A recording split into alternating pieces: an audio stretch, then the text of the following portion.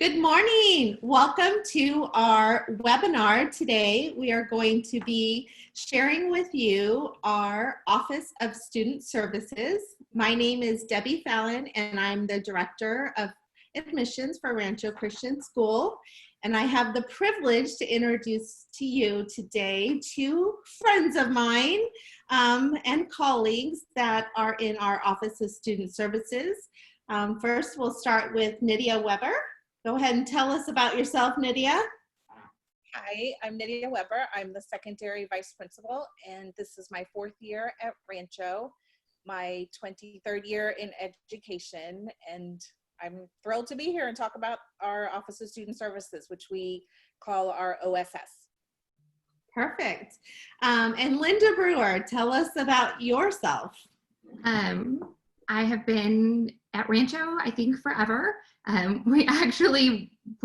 raised 3 kids. 2 have graduated out through Rancho. One's now finished her undergrad and is working on her graduate degree, and I've got another one in college. And I'm very excited to be working with our students. We've been for about 9 years helping them get into different colleges and realize their goals, which is a lot of fun.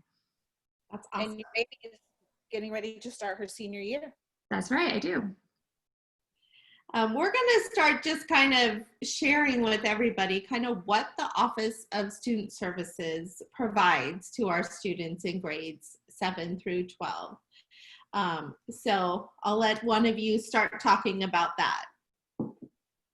Okay, well, specifically for middle school, we definitely start them early, start meeting with them and talking about their interests. And for middle school, we help them with their registration for electives specifically because their core classes are kind of set, but we try to tailor their electives based on their particular interests so that we can use that as a springboard to high school and kind of gearing them towards what they would like to study.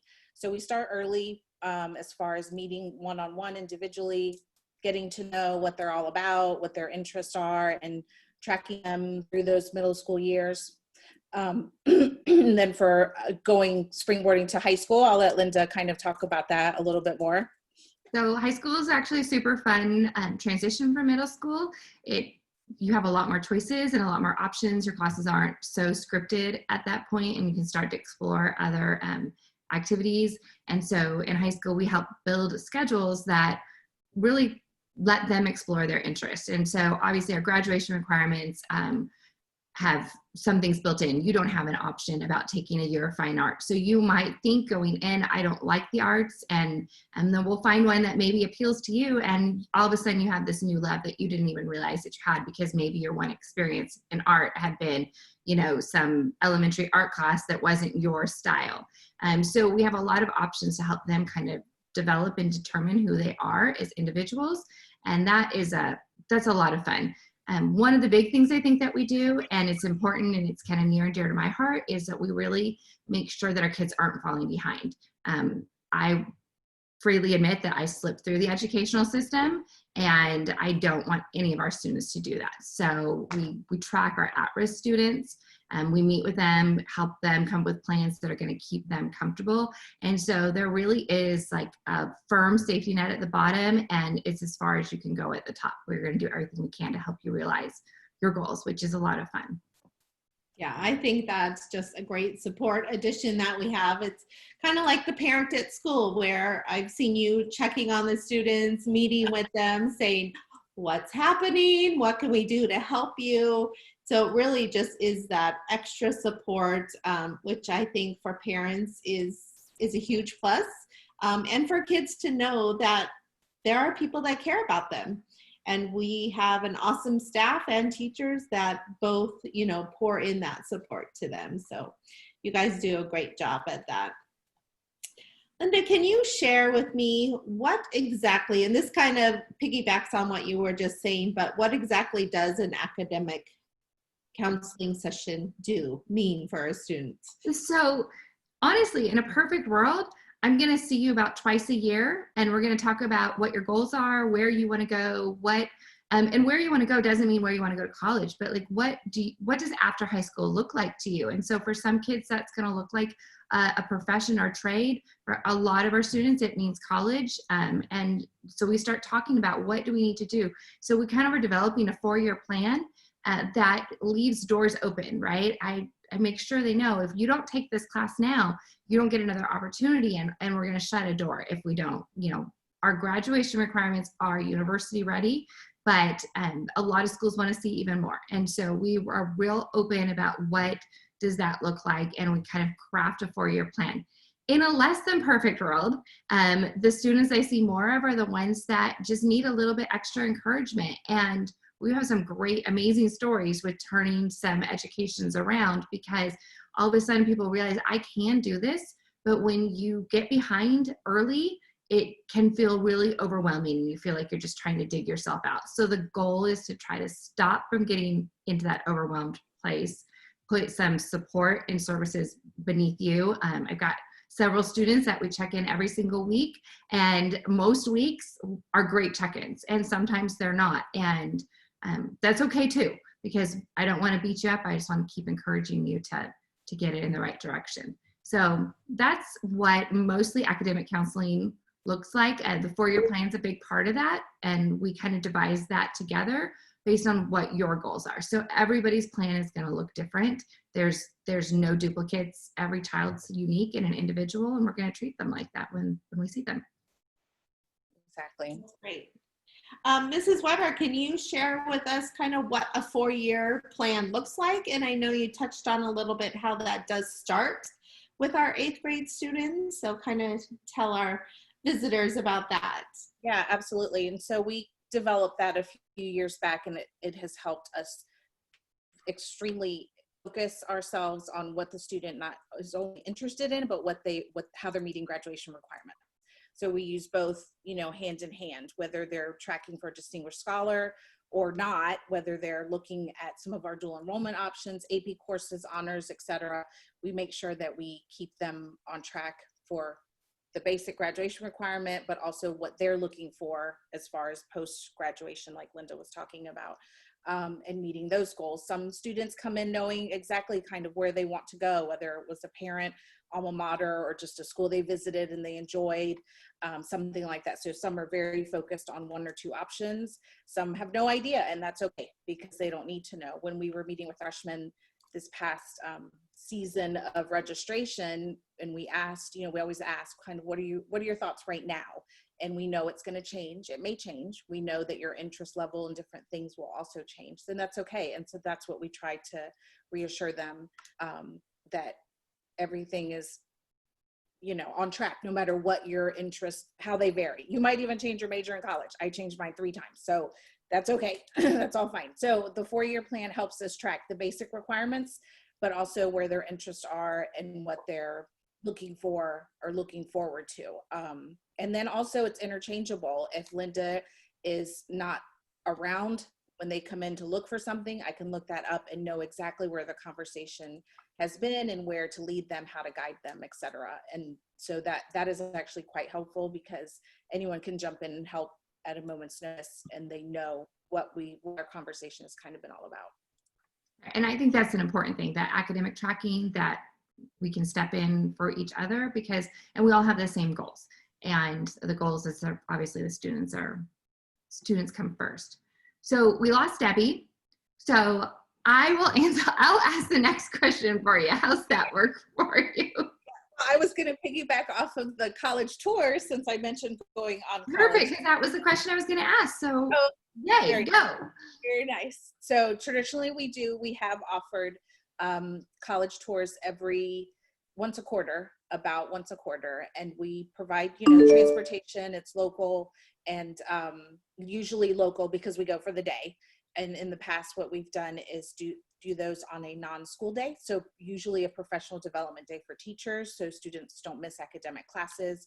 We go south of Temecula to some schools down there. We've gone to UCLA a couple of times, and that's always a really fun tour. But I always tell the students that it's it's not just about finding, oh, this is the school I want to apply to, but also saying, okay, this one probably isn't the right fit for me, because you can't compare something if you have not seen several to compare. So that's more of kind of the process for me, as far as telling the, you know, the students that sign up, is not just about finding the one, but it's about this one's a no because of these reasons, or I really enjoyed this about that campus. And Linda, I know you've been on campuses all over the US. So, and I would love to, and that's one of our, you know, long-term goals, is to host a East Coast, Northern California, something like that type of tour. But so far we've been keeping them local just for transportation and ease. But you definitely, I think you agree with that. It's also about the that's not going to work, but this is kind of thing. And I will say, people told me before my own children went to school, when you go to a campus, you'll know, you'll feel it. And I kept thinking, well, that's ridiculous, because I kind of live in a world of facts. And so I can look at data and I can say, oh, here's the size of the school, and here's the number of majors that they offer, and here's the demographics of the city that this school is in. And so I really do a data-driven analysis on a lot of things. And so what was so surprising for me, with both of my children that are in college or have finished college, is they really did feel this difference when they walked onto the college campus that ended up being their campus. They were like, yes, this is the school that I love, and this is the one I want to be at. So there's a lot of value in visiting the schools. Right now, we're in this weird time, but one of the blessings that's come out of this is a lot of schools have created these virtual tours. And I have been on college tours all over the country. I've actually been on them all over the world. And we had the privilege of touring the NYU that's in Shanghai, China. And so I have toured everywhere. And I will say the quality of these virtual tours is really, most of them is really, really good. So we've been sharing that with our students, because juniors right now normally would be doing spring break looking at colleges, summers looking at colleges, and that's really limited right now. So that is kind of an upside, is that we do have even more resources available for our students to kind of get a look at what's happening in college. Yeah, that has been a nice thing, actually. So some schools that didn't provide that virtual tour have now kind of been forced to do that, and it's really nice for our kids to sit. And I've done that several times. We sit in the office and look at the tours of schools in Washington State, or, you know, on the East Coast in Virginia. That's really helpful. So I do appreciate that as well. Another thing we do to help the kids, Nidia, is our senior boot camp. Do you want to tell us about that? Oh, sure. Yeah. So every year we're starting a new tradition of offering senior boot camp for our kids in August, right before the school year begins. So kind of that week right before. It's just a 2-day, half-day type of thing that our incoming seniors come, and we basically spend those 2 kind of days in workshop mode. We start creating their common application profile, their FAFSA, their federal application for student aid, their profile for that, because it's very lengthy, and all of those different applications tend to get a little overwhelming. So we try to break it down and just make a list. We even go through how to save your passwords, how to keep all of those sites straight, creating your academic resume. So all of those pieces that they maybe could pull off on their own, but the stress and the overwhelmness of starting senior year is just so much. So we have found that kind of spending those 2 days with kids and breaking down those pieces of the application process. What does the Common App mean? When does my FAFSA need to go in? What is, you know, all these different pieces of the puzzle of applying to school, and just breaking it down so that it's more manageable. And then they realize they can do this. They can keep track of everything. They can manage all of those things, even as far as their college board stuff, as if they're taking the SAT, the ACT, what does that mean? How do I do that? All those pieces that you don't know because you've never had to know before. So we kind of use those days to do all of that and just prepare them for that season of applying if they're going to do the 4-year, look for a 4-year school. I would add on to that it's not just the boot camp. We're kind of put you in boot camp every day. The 4-year plan, when we do it, it has a place for you to start that academic resume. So if you started as a freshman, it's not a lot of year. Every year when you meet with us, it kind of just gets tacked onto. So you've got a lot of that in place before you get to boot camp. And then during the summer, we send out the Common App essay prompts, the UC essay prompts, with like friendly reminders that this is a great time to get started on it, because summer you have this time. And I will admit that a vast majority of our seniors procrastinate and don't do it. And then they come back and say, I wish I would have done it when you told me to, because now I'm trying to do it on top of all my schoolwork and my sports. And I'm like, yes, I know. That's why we were trying to be helpful. But every year I tell them that, and one year they're going to believe me. I feel confident. But one year they're going to all come back to school and be like, my essays are done. I'm ready. So we'll see. Let's talk about our dual enrollment. That's brand new to Rancho this year, and we've been, working on getting that to Rancho for a couple of years. So we finally found the right partnership, the right fit with the right classes, and you kind of spearheaded that process. So why don't you talk about that a little bit? Okay. We have dual enrollment starting this fall with Arizona State University. So they are a highly respected, large higher education institute, and they have a very extensive, well put together online education program. So our dual enrollment is a little bit different than what you'll see in some schools where you have a high school English teacher teaching a dual enrollment English class. Our dual enrollment classes are 100% online. They're accelerated 8-week classes. We have a list of about a dozen of them that we're offering. And the very cool thing about these classes, well, I think there's a couple very cool things, but one of them is we're going to give you a protected time and space to take this class. And all the classes that we've selected are ones that we have faculty support that can come alongside and assist in those classes. The second thing is because they're 8-week long classes, you could take up to 4 in a single school year, which is very cool. And then this is probably the best part, to me anyways, is that these classes are kind of risk-free. So when our students apply, it will go on their high school transcript. They'll also have an Arizona State transcript, and that transcript won't show the class that they took unless they did well in it and have a grade that they want to send on to colleges. So in some ways, it's there's not a lot of risk in taking them, because you're not going to end up with a college class on your resume that's going to really mess things up. So I love that this is a safety net, and we've got a lot of good options for our kids there. So I'm excited about them. Yeah, me too. We've been working on that for quite some time, and it's different than an AP class or an honors class. It's completely different. And we do have specific requirements for students to be eligible to take them. But if they beat those, like you said, they can do 8 in a year. So as a junior and senior, you could potentially, you could take a bunch of college classes. And you could go in with your couple of years done, which are great, because instead of paying for units, for every unit your child needs, you can go in. My daughter went in as a sophomore, and these are the programs that help do that, because I really appreciate paying a little bit less in college tuition. One thing we didn't mention is they're completely covered under Rancho tuition, which is awesome and a really great value for our family. I know my senior will be taking some of those this year. Yeah, for sure. No, it's exciting. That's kind of our big project that we finally were able to launch. So it is very exciting. Let's see what else we were supposed to talk about later. I think we got these. I think we got all these questions. I don't know. Is there anything that you feel like we're missing that we haven't touched on?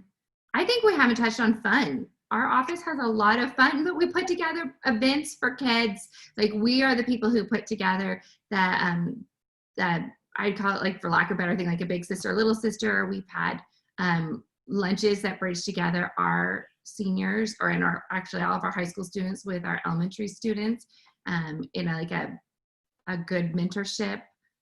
So we're matching girls with girls and boys with boys, and helping them enjoy that. We also have NHS and CSF under our umbrella. What else am I missing? Freshmen are eligible for NJHS. Mm-hmm. So NHS is for our 10, 11, and 12th grade students. But yeah, that's a very good point. We do a lot of event planning for our students, whether it's a college tour or on-campus type of transition program, from 6th to 7th where they're moving across campus, or from 8th to 9th where they're kind of moving upstairs. Same building, different process, whole different vibe, obviously, in high school. So we are heavy event driven as well, but we do have a lot of fun, and we're constantly meeting with kids, talking with kids. They're always around our office, which we love because that's what we're here for. But that is the best part of our job, I think. I agree. And then I think the only thing we didn't maybe touch on was we talked a lot about college specific kids that are definitely college bound, and they kind of know that, and they want that to start that 4-year experience right out of high school. But our kiddos that maybe are looking to start a 2-year and transition, or join the workforce, or join the military, and maybe we just want to talk a little bit about our support with those kids also. Yeah, there's not a right or wrong answer. And like, that's a lot of people get in their head that this is the way you need to do something. And I know I definitely have been guilty of that in the past, but working with so many kids, there isn't a right or wrong answer. But almost every career that our students are going to want to have post high school is going to require something post high school. So whether that's helping them find a trade technical school, working with them on what does that look like, really, I guess, unless you're going to go military, in which case there's still paperwork to do to join the military, right? There's you will have training after high school, and so helping them figure out what that is and letting them know it's okay that it's not college if that's what your heart really desires, or that's what your family business really wants you to be in. Our goal is to work with you, and I think that's one of the things I like the most about Rancho is that we really have a great program for everybody, whether you're going college or whether you're, just going to get through high school, because that's an academic struggle. We're definitely here and ready to help you. And that's one of the things I appreciate. I agree. I completely agree. So if you guys have any questions about anything academic world, definitely reach out to Linda or myself. Thank you for attending and listening. And Mrs. Fallon would like me to ask you guys, if you have any further questions about admissions, please definitely visit our page at ranchochristian.org and reach out to admissions so they can connect with you about any questions you have further. Are you good? Have a great day, you guys. Have a great day. Bye.